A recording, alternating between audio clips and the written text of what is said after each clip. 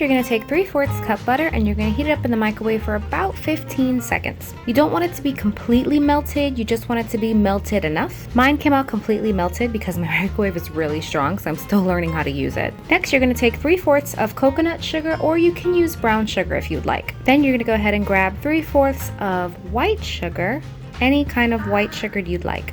And you're going to add both your sugars to your butter. You're going to go ahead and mix these all together first before adding any other additional ingredients. When you're done, it should look something like that, kind of like a paste. And now you're going to start adding all your other fun ingredients. You're going to add 1 1/2 teaspoon of baking soda. You're going to add a teaspoon of ground cinnamon.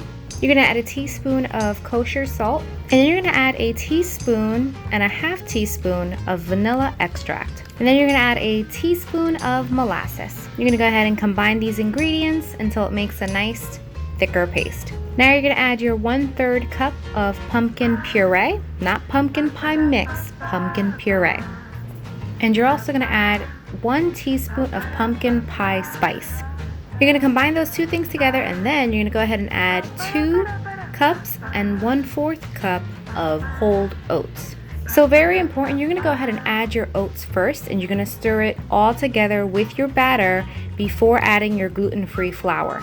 With gluten-free flour, you don't want to overmix because you don't want to get a pasty consistency and it'll end up ruining your batter. And once it looks like it's fully combined, you can go ahead and add 1 1/2 cup of gluten-free flour.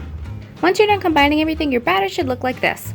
Now, if you would like to chill your batter before baking your cookies, you can totally do that. I would recommend just chilling it for 30 minutes using a cookie scooper, or you can use a tablespoon. I go ahead and scoop out my cookie dough in little balls and I place them on a baking sheet.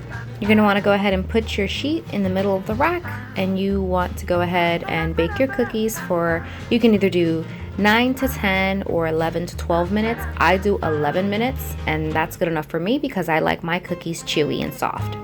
If you're working with one cookie sheet, please give your cookies at least 2 minutes just to cool down. If you try to remove them the moment they come out of the oven, they will break apart.